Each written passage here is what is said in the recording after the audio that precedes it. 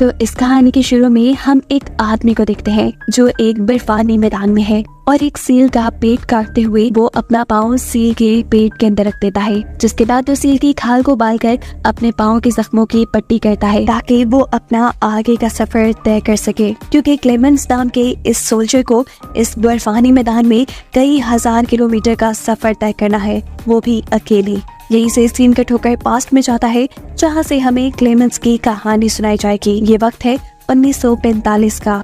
Clemens एक German soldier है और मालूम हुआ है कि जंग के दौरान क्लेमेंस और उनके साथियों को रशियन सोल्जर्स ने पकड़ लिया है और अब वो इन्हें अपना कैदी बनाकर रखेंगे। सभी जर्मन सोल्जर्स को 25 साल की सजा सुनाई जाती है, जो इन्हें इस जगह से करीबन 10,000 किलोमीटर दूर एक बर्फानी जगह पर काटनी थी। ये जगह एक जेल थी, एक ऐसी अजीब जेल जिसका ना तो कोई दरवाजा था और ना ही कोई दीवार, लेकिन फिर भी यहाँ से कोई भाग नहीं सकता था, क्योंकि बगैर खाना और पानी के 10,000 किलोमीटर का सफर तय करना, वो भी एक बर्फानी इलाके में, बिल्कुल इम्पॉसिबल था। यहाँ पे रहने वाले सभी कैदी ये बात जानते थे कि अगर जेल से निकले तो वैसे ही मर जाएंगे, इसलिए इन्हें जेल में रहकर काम करना ही बेहतर लगता था। यहीं पर लेकर जाया जा रहा था अब क्लेमेंस को। क्लेमेंस के साथ बहुत सारे सोल्जर्स और भी थे। 8,000 माइल्स तक तो इन्हें ट्रेन का सफर करवाया जाता है, जिसके बाद रेलवे लाइन खत्म हो जाती है और इन्हें जेल तक यानी 2,000 किलोमीटर पैदल सफर तय करना पड़ता है। इतने वक्त में इन्हें खाने को भी बहुत कम दिया जा रहा था और ठंड भी बहुत ज्यादा थी। इस बर्फानी मैदान में काफी लोग भूख से तो काफी लोग सर्दी से मरते जा रहे थे, लेकिन बाकी कैदियों के पास भी कोई और रास्ता नहीं था सिवाय चलने के। करीब 1.5 साल तक चलने के बाद ये लोग अपनी जेल में पहुंच जाते हैं। यहाँ पर माइंस में पहले ही बहुत सारे जर्मन सोल्जर्स काम कर रहे हैं और अब क्लेमेंस और उसके साथियों को भी इसी माइंस में काम करने के लिए लगा दिया जाता है। काफी सालों की कड़ी मेहनत और रशियन सोल्जर्स के टॉर्चर के बाद जैसे ये लोग अब यहाँ से भागना भी नहीं चाहते, लेकिन अब यहाँ काम करने वाले क्लेमेंस को यकीन था कि एक दिन वो यहाँ से जरूर भाग निकलेगा। उसके पास यहाँ से भागने की वजह थी उसकी वाइफ और बेटी। एक दिन क्लेमेंस को मौका मिल भी जाता है और वो यहाँ से कोयला ले जाने वाली वैगन के अंदर छुप जाता है। इसमें चढ़कर क्लेमेंस खुश था, उसे लगा कि अब वो बच गया, अब वो अपने शहर जल्द ही लौट जाएगा। लेकिन उसकी बदकिस्मती के अचानक से वो वैगन रुक गई और उसके सामने आ गया एक रशियन सोल्जर जो उसे अब पकड़ चुका था। सजा के तौर पर क्लेमेंस को ओपन एयर सेल में बंद कर दिया जाता है। सर्दी बहुत ज्यादा थी और रात में होने वाली बारिश ने क्लेमेंस की तबीयत बहुत खराब कर दी थी। सुबह होते ही यहाँ पर वार्डन आता है जो इस जेल से निकाल कर क्लेमेंस के ऊपर कोई टॉर्चर नहीं करता, बस उससे इतना कहता है कि तुम्हारे साथ ही तुम्हारा इंतजार कर रहे हैं। सुकून का सांस लेते ही जैसे क्लेमेंस अब माइन के अंदर गया तो उसे वार्डन की बात समझ आ गई कि तुम्हारे साथ ही तुम्हारा इंतजार कर रहे हैं। यहाँ जेल में मौजूद सब के सब कैदी उसे मारने के लिए हथियार लेकर खड़े हुए थे, क्योंकि उसके भागने के गुस्से में वार्डन ने इन सब का 5 दिन का खाना बंद कर दिया था। बेचारे क्लेमेंस को नचार इन सब की मार खानी पड़ती है, जिससे वो बहुत ज्यादा जख्मी हो जाता है। क्लेमेंस को अब एक डॉक्टर के पास लेकर जाया जाता है जो क्लेमेंस का इलाज करता है। होश में आते ही क्लेमेंस डॉक्टर से रिक्वेस्ट करता है, प्लीज मेरी वाइफ को एक लेटर लिख दो, लेकिन डॉक्टर बताते हैं कि यहाँ से कोई भी लेटर बाहर नहीं जा सकता।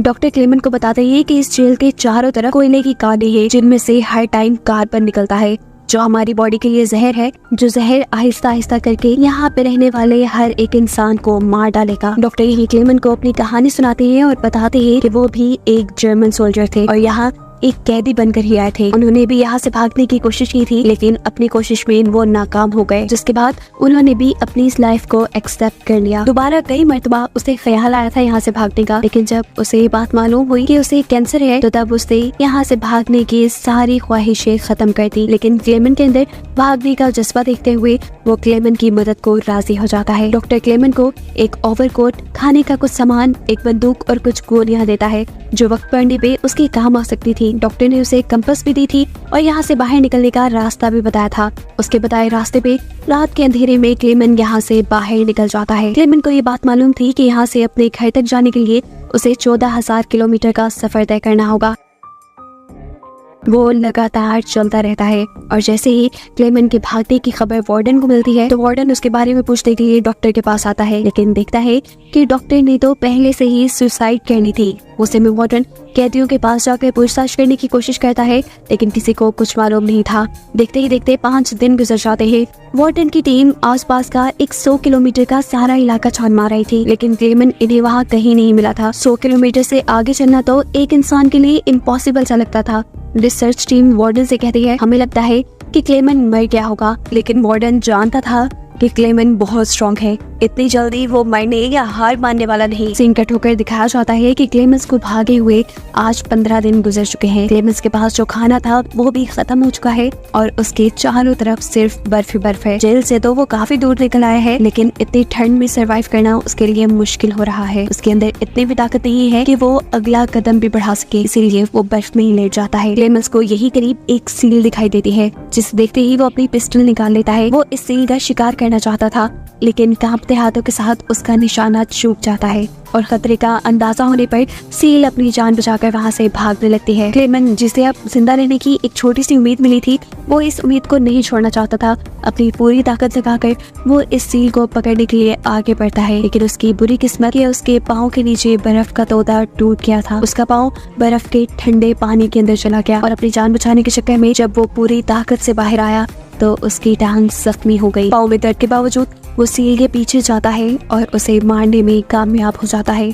अब क्लेमेंस का खाने का प्रॉब्लम तो सॉल्व हो चुका है, लेकिन उसके आसपास कुछ भी नहीं है। अपने मेंटल स्टेट को ठीक रखने के लिए वो अपने आप से ही बातें करने लगता है और अपने रास्ते का अंदाजा लगाने के लिए वो बार बार अपने कंपास में देखता रहता है। यहाँ जो उसने सील पकड़ी थी उससे क्लेमेन के कई दिन के खाने का इंतजाम हो गया था। साथ ही में क्लेमेन ने उसकी खाल से अपनी पट्टी भी कर ली थी।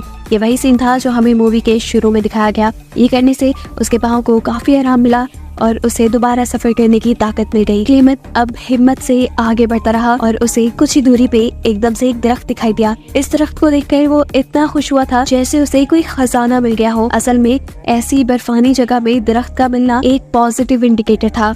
इस बात का सबूत था कि ये बर्फानी मैदान खत्म होने वाला है और आगे जंगल शुरू होने वाला है, जहाँ पर जिंदा रहने की उम्मीद काफी हद तक बढ़ जाती है। खुशी से वो जाकर इस दरख्त को गले लगा लेता है और थोड़े ही आगे चलने पर खुशकिस्मती से उसकी सोच के मुताबिक उसे जंगल भी मिल जाता है। वो यहाँ बहुत खुश था। लकड़ियाँ जमा करके रात में वो आग जलाता है और सुकून से रात गुजारता है, पर अगली रात उसके ऊपर सुकून की थी या नहीं ये कोई नहीं जानता था। सुबह होते ही यहाँ बहुत बुरा बर्फानी तूफान आता है, जिसके चलते एक दरख्त टूटकर उसके ऊपर गिर गया और इस एक्सीडेंट में क्लेमेन बेहोश हो गया। उसकी किस्मत अच्छी चल रही थी कि शाम में कुछ शिकारी यहाँ से गुजरे, जिनकी नजर क्लेमेन पे पड़ गई और उन्होंने क्लेमेन को रेस्क्यू कर लिया। अब सीन कट होकर हमें नए सीन में पता चलता है कि 2 साल का वक्त गुजर चुका है क्लेमेन को जेल से भागे हुए। मौसम भी बदल चुका है, लेकिन क्लेमेन का सफर अभी भी जारी है। जिन 2 आदमियों ने क्लेमेन को रेस्क्यू किया था, उन्हीं 2 आदमियों के साथ क्लेमेन दरिया पार करने का फैसला करता है, लेकिन ऐसा करते हुए दरिया में भी तूफान आ चुका था। पानी का बहाव इतना ज्यादा था कि इन्हें अपनी बोट को कंट्रोल करना मुश्किल हो रहा था। ऐसे में एक आदमी बैलेंस बिगड़ने की वजह से पानी में डूब गया। उसे बचाने के लिए क्लेमेन ने अपनी जान पे खेलते हुए पानी में जंप कर दी और उसे बचाकर बाहर ले आया। लेकिन बाहर आते ही इन्होंने देखा कि इनका तीसरा साथी वो बहुत खुदगर्ज था। वो इन दोनों का सारा सामान लिए अकेले ही दरिया पार कर चुका था, क्योंकि उसे लग रहा था कि वो दोनों मर गए होंगे। उस आदमी ने तो अपने साथी के सारे सोने को भी अपने पास रखने का प्लान कर लिया था। और जब उसका साथी और क्लेमेन यहाँ पहुँचते हैं तो उसे लालच में देखकर उसी का साथी गोली मार देता है। अब उसे किसी पे भी भरोसा नहीं रहा था। अपने सोने की हिफाजत करने के लिए वो क्लेमेन के ऊपर भी हमला करके उसे बर्फ से नीचे फेंक देता है। क्लेमेन अब बेहोश हो चुका था। उसे जब होश आया तो उसने अपने आप को भेड़ियों से घिरा हुआ पाया। इन भेड़ियों से बचने के लिए क्लेमेन जल्दी से भागकर दरख्त के ऊपर चढ़ जाता है, लेकिन उसकी ये कोशिश नाकाम गई क्योंकि एक भेड़िए ने उसके पाँव पे काट लिया। इससे पहले कि वो भेड़िया से नीचे खींच के उसे पूरी तरह मार डालता, यहाँ एक इलाके का आदमी गोलियां चलाकर सभी भेड़ियों को भगा देता है और किस्मत से किसी फरिश्ते की तरह एक और मर्तबा क्लेमेन को रेस्क्यू कर लिया जाता है। वो आदमी क्लेमेन को अपने गाँव ले आया था, जहाँ उसका अच्छा देखभाल और इलाज हुआ। उसे आराम मिला और क्लेमेन पहले की तरह सेहतमंद हो गया। लेकिन क्लेमेन की मुश्किलें वो तो जैसे खत्म होने का नाम ही नहीं ले रही थी। एक दिन उसे मालूम हुआ कि वार्डन ने उसके वांटेड पोस्टर पूरी दुनिया में फैला दिए हैं और किसी भी वक्त अब कोई भी उसे पकड़ सकता है। इसलिए ज्यादा देर यहाँ रुकना उसके लिए सेफ नहीं था।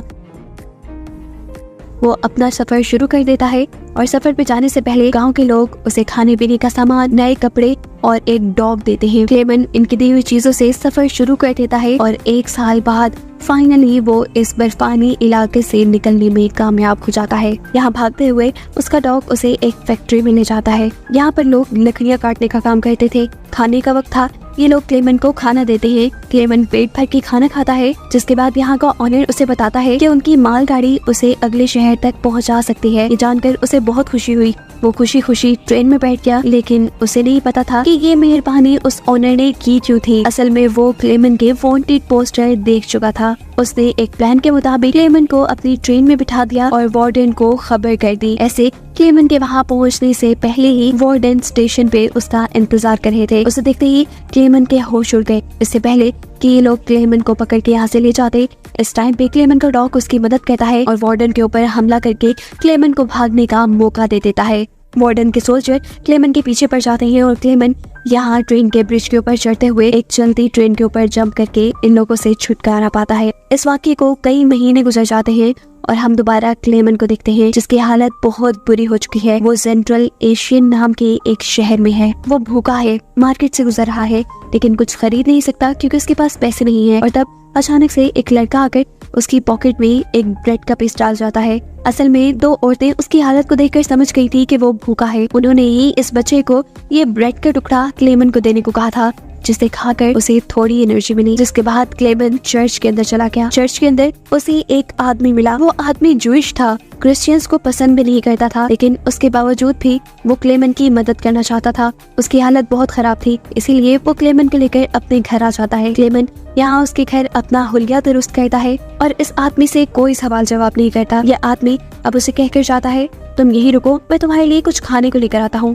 क्लेमेन हाँ में सर हिला देता है और वो आदमी वहाँ से चला जाता है। आदमी जब घर वापस आया तो क्लेमेन वहाँ कहीं नहीं था। उसे जल्दी से जाकर चर्च में देखा तो उसे वहाँ क्लेमेन मिल गया। उस आदमी की सवालिया नजरें अब क्लेमेन से पूछ रही थी कि आखिर तुम यहाँ क्या कर रहे हो। वो जिस पर क्लेमेन जवाब देता है, मुझे अब किसी पे भरोसा नहीं रहा। मैं जानता हूँ कि तुमने भी मेरे वांटेड पोस्टर देखे हैं और तुम भी मुझे वार्डन के हवाले करना चाहते हो। जिस पर वो जूइश आदमी कोई सवाल जवाब नहीं करता और उसे एक पासपोर्ट पकड़ा देता है, जिसके अंदर तकरीबन उसी के जैसे आदमी की एक तस्वीर लिखी थी। क्लेमेन अभी भी हैरान था कि यह आदमी उसकी क्यों मदद कर रहा है, लेकिन खैर वो उससे अपना पासपोर्ट और पास लेकर उसका शुक्रिया अदा करते हुए यहाँ से निकल जाता है। अब वो अपनी मंजिल के बहुत करीब था। उसका सफर खत्म होने वाला था। उसे बस रशिया और जर्मनी के बॉर्डर तक जाना था। पास भी उसके पास था। वो एक वैन में लिफ्ट ले लेता है, जो उसका काफी सारा सफर आसान कर देती है, लेकिन आगे सड़क खराब होने की वजह से क्लेमेन को दोबारा पैदल चलना पड़ा। क्लेमेन यहाँ स्टाफ के पास जाकर स्टाफ को अपना पास दिखाता है। पास चेक करवाते हुए क्लेमेन थोड़ा घबरा रहा था